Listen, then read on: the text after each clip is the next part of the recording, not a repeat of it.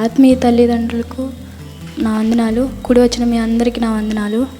నా పేరు హేమలత, మాది నర్సరావుపేట. నేను 2 years బ్యాక్ బ్యాంక్ కోచింగ్ కోసం విజయవాడ వచ్చాను. నేను ఇక్కడికి రాకముందు నుంచి ప్రార్థనకి వెళ్ళేదాన్ని. మా కుటుంబంలో మా అమ్మగారు రక్షణ పొందుకున్నారు. ఆమెతో పాటు ఏదో వెళ్తున్నాను కదా ఆదివారం ప్రార్థనలకి అలా వెళ్ళి వచ్చేదాన్ని. దేవుని గురించి అంతగా నాకేం తెలియదు. దేవుళ్ళు రక్షణ పొందుకోవాలి కదా అన్న దాని గురించి అంతగా తెలీదు. ఇక్కడికి వచ్చాక ప్రార్థనకి వెళ్తూ ఉండేదాన్ని. కొంచెం దేవుని గురించి దేవుళ్ళు ప్రార్థన చేసుకోవాలి, ఏదో ఉద్యోగం కొరకే కదా, మనం బాగుండాలి కదా అన్న దానిగా ప్రార్థించుకుంటూ ఉండేదాన్ని. తర్వాత మా ఫ్రెండ్స్ ద్వారా, హాస్టల్ ఫ్రెండ్స్ ద్వారా ఇక్కడికి రావడం జరిగింది. 2023 డిసెంబర్ క్రిస్మస్కి అలా ఇక్కడ మన సంఘానికి రావడం జరిగింది. అప్పుడు బ్రదర్ గారి వాక్యాలు బాగా వింటూ ఉండేదాన్ని.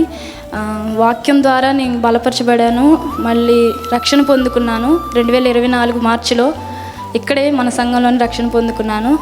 దేవునికి స్తోత్రాలు.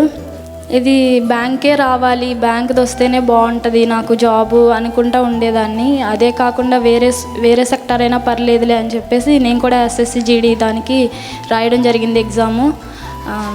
నాకు కూడా దేవుడు దానిలోనే CISFలో దేవుడు నాకు జాబ్ ఇచ్చాడు.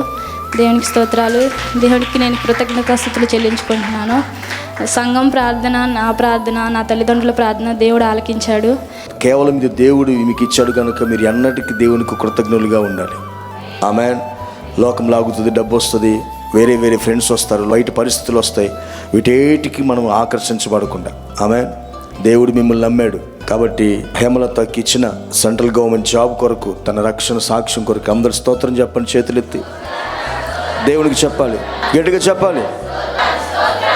ఆమేన్.